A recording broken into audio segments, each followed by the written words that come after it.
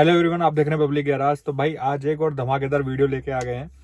Tata Safari versus Scorpio N, इन दोनों का करने वाले हैं। दोनों के ही नेगेटिव रिव्यूज बात करने वाले हैं। एक्चुअली ना अब जब बंदा एक गाड़ी चला लेता है तो उसके बाद जब पता लगता है कि एक्चुअली में गाड़ी क्या रिस्पॉन्स दे रही है। तो टाटा सफारी का तो मैं खुद ओनर ही हूँ एंड घर में ही किसी ने ही स्कॉर्पियो एन ली है। तो स्कॉर्पियो एन के ओनर से भी मेरी जो बातचीत हुई है आज इस वीडियो में मैं उसके बारे में डिस्कस करने वाला हूँ। बाकी देखो, ऐसा कुछ नहीं है कि मैं सिर्फ यही बात करूं कि इंजन के रिगार्डिंग बात करूं। सब बात करेंगे फीचर्स की, थीम की, क्या क्या कमी है दोनों गाड़ियों में ही। ऐसे बात नहीं करेंगे कि अगर इस गाड़ी में ये कमी है तो उसमें उसी कैटेगरी में वो कमी है, नहीं। बस दोनों गाड़ियों की हम कमियों की बात करने वाले हैं, क्या और इम्प्रूव हो सकता था। तो इस वीडियो में हम वो चीज डिस्कस करने वाले हैं। जो प्लान कर रहा है भाई टाटा सफारी और सिर्फ स्कॉर्पियो है, दोनों में से कोई भी गाड़ी लेने का प्लान कर रहा है, ये वीडियो आपके मतलब की होने वाली है। ये जरूर देख लेना जिससे कि भाई आपको ये अंदाजा लग पाए कि हाँ, इस गाड़ी में ये प्रॉब्लम आ सकते हैं इन फ्यूचर, और उसकी वजह से अपना डिसीजन मेकिंग स्ट्रॉन्ग कर पाओ। तो करते हैं बिना किसी देरी के शुरू। अब बात कर लूं मैं दोनों के इंजन स्पेसिफिकेशंस की, तो हमें सफारी के अंदर सिर्फ देखने को मिलता है 2000 लीटर का डीजल इंजन जो प्रोड्यूस करता है 167 bhp with 350 Nm of torque. Fuel tank capacity हमारी उसमें 50 लीटर्स की देखने को मिल जाती है। फ्यूल टाइप ओनली और ओनली डीजल, और जो एवरेज है कहीं ना कहीं आपको हाईवे पे 18-20 का और सिटीज के अंदर 10 से 12 के बीच देखने को मिल जाता है। यही बात की जाए महिंद्रा स्कॉर्पियो एन की, तो 2200 सीसी का इंजन देखने को मिल जाता है जो प्रोड्यूस करता है 172 bhp with 370 Nm of torque. Fuel tank capacity 57 litres की। फ्यूल टाइप पेट्रोल डीजल दोनों अवेलेबल हैं, और उसके साथ साथ आपको इसमें जो एवरेज देखने को मिलता है हाईवे पे बेटर है टाटा सफारी का, मुझे टाटा सफारी का बेटर लगता है, लेकिन सिटीज के अंदर बेटर है हमारा स्कॉर्पियो एन का। देखो, बात की जाए सिर्फ और सिर्फ पंच इंजन की, तो पंच इंजन भी मुझे बेटर लगा हमारा टाटा सफारी का, इतना स्कॉर्पियो एन का बेटर नहीं है। बस एक हो गई इंजन स्पेसिफिकेशन की बात। तो छोटे से डायमेंशन और बता देता हूँ। हमारे डायमेंशंस में जो आगे है, लेंथ में कुछ बड़ी है और विड्थ में कुछ चौड़ी है हमारी सफारी। जो स्कॉर्पियो है सिर्फ और सिर्फ वो भाई हमारी हाइट में बड़ी है, बाकी स्पेस वगैरह में हमारी आगे निकल जाती है टाटा सफारी। तो ये हो गई इंजन स्पेसिफिकेशंस और हमारे टोटल डायमेंशंस की बात। अब बात करते हैं नेगेटिव्स की, जो कि मेन बात है। सबसे पहले मैं बात करना चाहूंगा भाई हमारे स्कॉर्पियो एन की। देखो, स्कॉर्पियो एन में बेस मॉडल से लेके टॉप एंड वेरिएंट तक जो उसका थीम रखा गया अंदर का, बड़ा ही भाई कॉमन सा है। ऐसा फील नहीं कराएगा कि भाई जिसने टॉप एंड में इतने पैसे लगाए हैं 27-28 लाख रुपए लेने के बाद, तो बेस एंड वेरिएंट में अपर बेस में भी आपको वैसा ही थीम देखने को मिल जाता है। कुछ फीचर्स बढ़ा देते हैं, फीचर्स भी उस नेक्स्ट लेवल तक नहीं लेके गए हैं। महिंद्रा स्कॉर्पियो एन के अंदर एक रिजिड गाड़ी बनाई है जो कि एक्सपेक्टेशन के बियॉन्ड है। मतलब बहुत सारी एक्सपेक्टेशन थी लेकिन इतनी ज्यादा वो चीज नहीं आ पाई। तो ये चीज मुझे सबसे बड़ी कमी लगती है भाई हमारे स्कॉर्पियो में। थीम बिल्कुल ही कॉमन के साथ साथ डल है। जो इतनी बड़ी आपको चार्ज कर रहे हैं गाड़ी के लिए, तो डल थीम देखने को मिल जाती है। और इंफोटेनमेंट सिस्टम का साइज भी भाई सब में ही सेम है। मतलब ऐसा होता है ना कि कुछ में 8 मिल जाए तो 10 इंचेस में मिल जाए, अच्छा उसमें अंदर फीचर मिल जाए, तो वो ऐसा चीज नहीं है। वो भी सेम देखने को मिलता है और कैमरा क्वालिटी एकदम बकवास है। अब बात करते हैं टाटा सफारी की। तो देखो भाई, टाटा सफारी के अंदर सबसे मेन दिक्कत क्या है कि उसमें सिर्फ आपको डीजल इंजन देखने को मिलता है, फॉरवर्ड व्हील ड्राइव। ना उसमें व्हील ड्राइव का ऑप्शन, ना 4x4 का ऑप्शन, ना पेट्रोल का ऑप्शन टाटा सफारी के अंदर, जो कि सबसे बड़ा डिसएडवांटेज बन गया है टाटा सफारी के लिए। मंथली जो उसकी यूनिट जा रही है उसके लिए। हालांकि कंपैरिजन किया जाए सेल्स फिगर में तो भाई एकदम बूम पे हमारी स्कॉर्पियो 12 से 15 हजार पर मंथ यूनिट उसके बिक जाती हैं। यही टाटा सफारी कहीं ना कहीं लैग करती है, हमारी 3 से 5 हजार यूनिट के बीच में सर्वाइव करती है। तो ये सबसे बड़ा एक मेजर पॉइंट मुझे लगा टाटा सफारी के अंदर। नेक्स्ट बात करते हैं हम स्कॉर्पियो एन की। मुझे और चीज क्या बुरी लगी भाई, इतनी बड़ी गाड़ी दे दी है, रियर में एसी वेंट ही नहीं है सबसे रियर वाली सीट्स में। और थर्ड रो, कहने की थर्ड रो है, बाहर से एकदम आपको बढ़िया लगेगी, लंबी चौड़ी गाड़ी लगेगी। लेकिन अगर मेरे जैसे हाइट का बंदा बैठ जाए या 5'10" का भी हाइट का बंदा बैठ जाए तो उसमें बैठ नहीं पाओगे भाई। तो उस गाड़ी के अंदर ये प्रॉब्लम है। और सबसे पीछे तो भाई एसी ही नहीं दिया है, क्या सोच समझ के नहीं दिया भाई। बहुत ही एकदम रद्दड़ चीज मुझे लगी स्कॉर्पियो के अंदर। और अगर पीछे वाले को कुछ सीट एडजस्ट भी करनी पड़े, सबसे पीछे वाले को, थर्ड रो में चलो नहीं दिया, लेकिन मिड रो तो दे देते कि उसे फॉरवर्ड और बैकवर्ड तो कर लेता बंदा, जिससे कि अपना लेग रूम थर्ड रो का बेटर कर पाता। बट वो ऑप्शन भी नहीं दिया। हालांकि टाटा सफारी के अंदर है, बट अभी से हम नेगेटिव्स की बात कर रहे हैं। अब बात की जाए भाई हमारे टाटा सफारी की, टाटा सफारी का जो एसी वेंट है, हमारा तो स्कॉर्पियन में दिया है मिड में, यहाँ पर इस साइड दिया है, जो कि सिर्फ पैरों पे हवा डालता है। थर्ड रो में तो मिला ही नहीं है।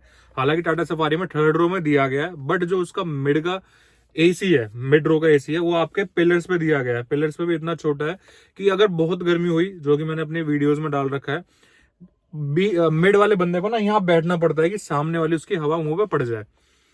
तो मिड वाले में ना थोड़ा सा टाइम लगेगा कूलिंग करने में, अगर गर्मी ज्यादा ही है। लेकिन इसका मतलब मैं ये नहीं कह रहा कि कूलेंट खराब है, दोनों गाड़ियों की कूलेंट काफी अच्छी है। लेकिन बंदा एक तो थर्ड रो में काफी स्ट्रगल करेगा, मिड रो में भी स्ट्रगल करेगा। स्कॉर्पियन के टाटा सफारी में थर्ड रो में तो स्ट्रगल नहीं करेगा, बट मिड रो में भाई काफी स्ट्रगल करेगा। तो जो एसी वेंट का ब्लोअर है, या तो इतना पावरफुल होता कि एकदम मिड रो का जो टेम्परेचर है ठीक हो जाता, बट मिड रो का भाई जो एसी वेंट है पिलर्स पे, वो इतना ज्यादा तगड़ा नहीं है। तो आपको कहीं ना कहीं उसके लिए थोड़ा सा टाइम टेकिंग है कि आपको कूलिंग के लिए टाइम लगाएगा मिड रो। अब बात करते हैं स्कॉर्पियो एन के नेगेटिव की। देखो स्कॉर्पियो एन के नेगेटिव में ग्लिचेस हैं। कभी उसका एलेक्सा काम नहीं करता, एड्रोनॉक्स के भी फीचर्स काफी अटकते हैं, जो इंफोटेनमेंट सिस्टम है वो भी लैगिनेस है, और उसके अंदर आपको ग्लिचेस देखने को मिल जाएंगे, और इन क्लस्टर के अंदर भी। एज वी नो भाई, इंडिया के ब्रांड जो दोनों टाटा और महिंद्रा, सेम प्रॉब्लम भाई हमें टाटा के अंदर भी देखने को मिलती है। वो तो भरपूर ग्लिचेस से भाई, मैंने देखा था जिस दिन नई गाड़ी ली थी, ग्लिच आ गए थे टाटा सफारी के अंदर। लेकिन ऐसा नहीं है कि परमानेंट है, बहुत बड़ी दिक्कत आ जाएगी कि परमानेंट हमेशा ऐसा रहेगा। अपडेट कराओगे दोनों गाड़ियों के अंदर तो सॉल्यूशन देखने को मिल जाएगा। बट यार, अपडेट बंदा कब तक कराए? तो बीच बीच में कहीं जैसे लॉन्ग ट्रिप पे ले गए, कोई लद्दाख लेके गया हुआ है, कोई कहाँ उत्तराखंड पहाड़ों में ले गए, तो बहुत लोगों को दिक्कत आई है कि इंफोटेनमेंट सिस्टम चल ही नहीं रहा, बिल्कुल ब्लैकआउट हो चुका है। दोनों गाड़ियों की मैं बात कर रहा हूँ।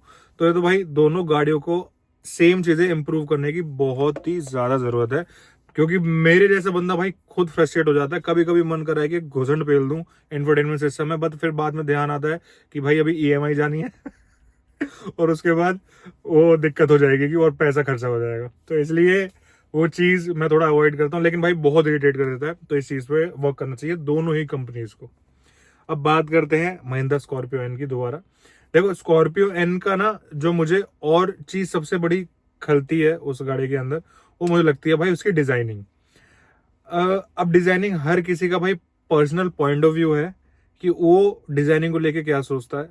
स्कॉर्पियो के लवर्स भी बहुत है, मैं खुद लवर हूँ। देखो मैं लवर हूँ, मैं एज आपको ऑडियंस अपनी बात पहुंचा रहा हूँ।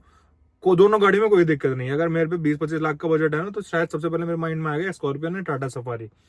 लेकिन अभी सिर्फ नेगेटिव्स की बात कर रहे हैं, तो भाई लुक्स आपकी पर्सनल चॉइस हो सकती है। मुझे लुक्स में इंटीरियर तो बिल्कुल पसंद ही नहीं आया। लुक रियर की भी काफी डल है, फ्रंट में फिर भी चलो एक्सेप्ट हो जाती है, लेकिन भाई रियर की भी काफी डल है। डिजाइनिंग को लेके भाई मुझे स्कॉर्पियन बिल्कुल समझ नहीं आती है। रियर से तो काफी लोगों ने स्टार्टिंग में जब लॉन्च हुई थी तो वैगन आर भी बोला था, हालांकि भाई लगती तो है सिमिलर, बट ठीक है क्या कर सकते हैं, बड़ी वैगन आर जब बोल रहे हैं, डिजाइनिंग ऐसी करिए। बात करते हैं हम टाटा सफारी की। तो भाई टाटा सफारी में आपको जो प्रॉब्लम आएगी, सर्विसेज इतनी अच्छी नहीं है, अभी थोड़ा सा वर्क करने की जरूरत है सर्विस सेंटर्स पे काफी ज्यादा। स्पेशली दिल्ली के अंदर काफी बेटर है, लेकिन और जगहों की बात करूं तो वहां पे कहीं ना कहीं थोड़ी दिक्कत है। और टाटा के अंदर अभी करंटली जो पहले का मिथ चला रहा है इतने सालों से, वो ये है कि टाटा की रीसेल नहीं है। हालांकि अभी करंटली रीसेल नहीं है, बट शायद अपकमिंग फ्यूचर के अंदर वो चीज चेंज हो जाएगी। क्योंकि जिस हिसाब से अभी गाड़ी में चला रहा हूँ, तो गाड़ी में भाई है तो जबरदस्त गाड़ी टाटा सफारी, बट अभी उसकी रीसेल नहीं है। मैंने रीसेल लगवाई थी, मैंने ली थी भाई वो 24 लाख की, अब गाड़ी लग रही है 15 से 16 लाख रुपए उसके मिल रहे हैं। जस्ट मैंने रैंडम लगवाई थी, 9 महीने के अंदर इतना रेट गिर चुका है भाई। तो रीसेल तो भाई बिल्कुल भी नहीं है गाड़ी की। अब वही बात की जाए भाई स्कॉर्पियो एन की। अब देखो स्कॉर्पियो एन में सेफ्टी कहीं नहीं मिलती है, बेसिक आपको सेफ्टी फीचर्स मिल जाते हैं। 5 स्टार सेफ्टी रेटिंग तो है, बट कहीं ना भाई कंपेयर की जाए टाटा सफारी से, तो अभी आपने हैरियर और स्कॉर्पियो की टक्कर देखी होगी, तो नक्शा बिगाड़ देती है भाई टाटा की गाड़ियां दूसरी गाड़ियों की।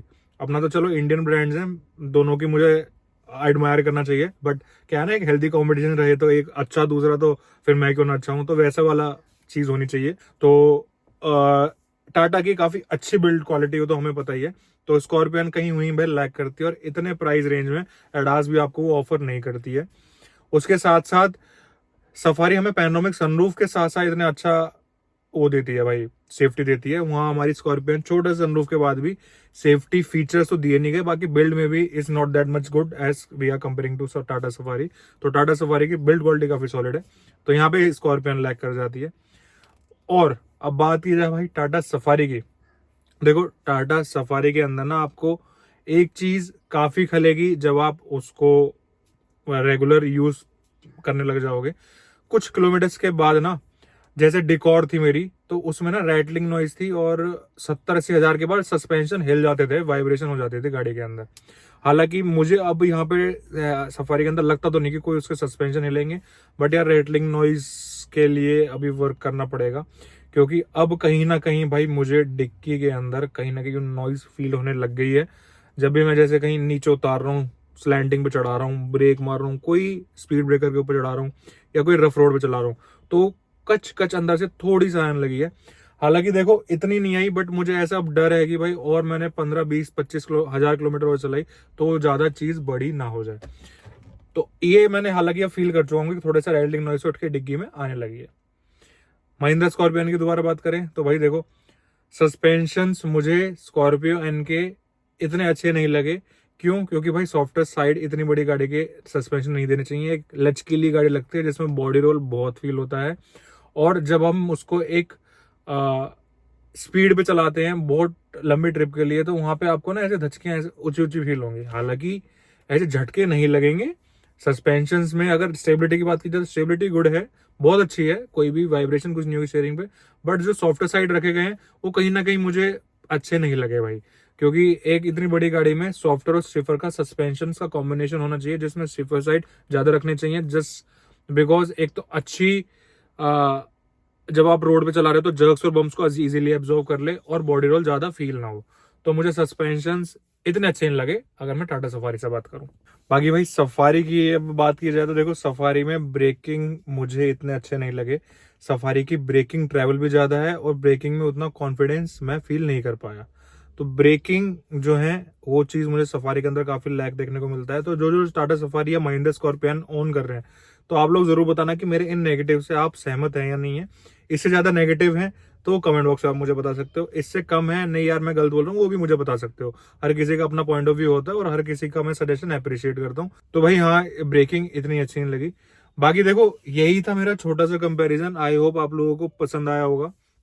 इसमें भाई सबसे मेन चीज क्या है कि जो मैंने नेगेटिव्स बताए हैं, जैसे कि मैंने स्कॉर्पियन के नेगेटिव बताए, सस्पेंशन उसके अच्छे नहीं लगे, बट आप इसको ऐसा भी सोच सकते हो कि जो उसके नेगेटिव बताए वो इसमें टाटा सफारी में अच्छे हैं। लेकिन मैंने जो टाटा सफारी का पॉइंट बताया, जैसे मैंने उसके सस्पेंशन कंपेयर करे, इसके सस्पेंशन मतलब स्कॉर्पियन के सस्पेंशन कंपेयर करे, सफारी के नहीं करे, तो इट मीन सफारी के मुझे अच्छे लगते हैं। बस मैंने उसकी जगह कुछ और टॉपिक इसलिए बताया नेगेटिव में, क्योंकि बस मुझे आज नेगेटिव भी कवर करने थे कि स्कॉर्पियो एन में और सफारी में क्या क्या नेगेटिव्स मुझे लगते हैं। जो सफारी में मुझे नेगेटिव्स लगे और मैंने स्कॉर्पियो की नहीं बात करी, तो इट मीन्स कि वो स्कॉर्पियन में बेटर है। अब जैसे मैं फॉर एग्जांपल के लिए बता देता हूँ कि जैसे मैंने सफारी की ब्रेकिंग की बात करी, तो ऑटोमेटिक मुझे जो है स्कॉर्पियन की ब्रेकिंग अच्छी लगती है। तो आप इसको वैसे भी वीडियो कनेक्ट करके देख सकते हो, ठीक है। और जो चाहते हो कि भाई इसके रिगार्डिंग और कुछ मैं कवर करूं, आप मुझे बिल्कुल कमेंट करके बता सकते हैं, वो पॉइंट मैं जरूर कवर कर दूंगा। दोनों ही घर की गाड़ियां हैं, जो बोलोगे वो टॉपिक आपके लिए कवर हो जाएगा। और चाहते हो कि इसके रिगार्डिंग और एक डिटेल वॉक अराउंड में कवर करूं या कुछ भी आप चाहते हो, तो कमेंट बॉक्स में जरूर बता सकते हैं। और जिसने भी भाई गाड़ियां ले रखी हैं, आई होप सबके पास आजकल गाड़ियां हैं, तो मैं उसके लिए लाया हूं पब्लिक गैराज की सेरेमिक कोटिंग। बहुत एफोर्डेबल प्राइस है, 499 रुपीज में आपको देखने को मिल जाता है। ऑफलाइन आप ऑर्डर कर सकते हैं, सिर्फ और सिर्फ देखो प्रीपेड अवेलेबल है, ऑल ओवर इंडिया अवेलेबल है, ठीक है, सिर्फ प्रीपेड ही अवेलेबल है। स्क्रीन पे मेरा नंबर आ रहा होगा, किसी को भी आपको प्रोडक्ट चाहिए तो आप मुझे व्हाट्सएप कर सकते हैं। और भाई इतने अच्छे इंग्रेडिएंट यूज हुए हैं इसके प्रोडक्ट के अंदर कि आपके पेंट प्रोटेक्शन को लॉन्ग टर्म तक लेके जाता है। हाइड्रोफोबिक इसमें प्रॉपर्टीज हैं जो कि आपके पेंट को काफी स्मूथनेस दे देता है। कुछ भी डस्ट वगैरह आएगा तो भाई एकदम एक वाइप आउट करोगे आप, वहीं डस्ट आपकी क्लीन हो जाएगी। एक दिन यूज करा, बाई चांस मौसम अच्छा रहा, अगर धूल मिट्टी वाले एरिया में हो तो रोज आपको कपड़ा लगाना पड़ेगा, उसके लिए आपको हफ्ते भर में 2-3 बार यूज करनी पड़ेगी। रोज बारिश हो गई तो भाई उसमें मैं कुछ नहीं बता सकता, फिर तो आप रोज भी यूज कर सकते हैं। लेकिन अगर आपको ये है कि नॉर्मल डेज में कैसे यूज करना है, तो आप इसको हफ्ते में 3 बार यूज कर सकते हो और आराम से 1 सवा महीना आराम से चल जाती है। 200 ml का आपको ये बॉटल देखने को मिल जाएगी। और ऑफलाइन ही अवेलेबल है भाई, ऑल ओवर इंडिया है, बता रहा हूँ ऑल ओवर इंडिया आपको डिलीवरी मिल जाएगी। कुछ भी दिक्कत आएगी तो पब्लिक गैराज बैठा है आपके लिए, मैं बैठा हुआ हूँ, ये पर्सनल मेरा ही ब्रांड है। और इंस्टाग्राम पे भी मैसेज कर सकते हो उसको लेके, यूट्यूब पे भी पूछ सकते हो, और कुछ भी प्रॉब्लम्स हैं इन फ्यूचर के लिए भी तो आप डीएम से कर सकते हो। बट हाँ, एक बार लेने के बाद कुछ प्रॉब्लम आती है तो उसका सॉल्यूशन मिलेगा, लेकिन रिटर्न नहीं होगा, इसलिए चीजें पहले क्लियर कर रहा हूँ। प्रोडक्ट बहुत अमेजिंग है, बहुत अच्छे रिजल्ट्स हैं, वो मेरी आपको स्क्रीन पे इसकी शाइनिंग दिख गई होगी। तो जो जो इसको भाई लेना चाहता है तो आप मेरे स्क्रीन पे जो नंबर आ रहा होगा उसको आप व्हाट्सएप कर सकते हैं। इसके रिगार्डिंग कुछ पूछना है इंस्टा पे या आप व्हाट्सएप पे ही कुछ भी क्वेरी पूछ सकते हैं। मिलते हैं नेक्स्ट वीडियो में अच्छी गाड़ियों के साथ। Till then take care, bye bye, thank you.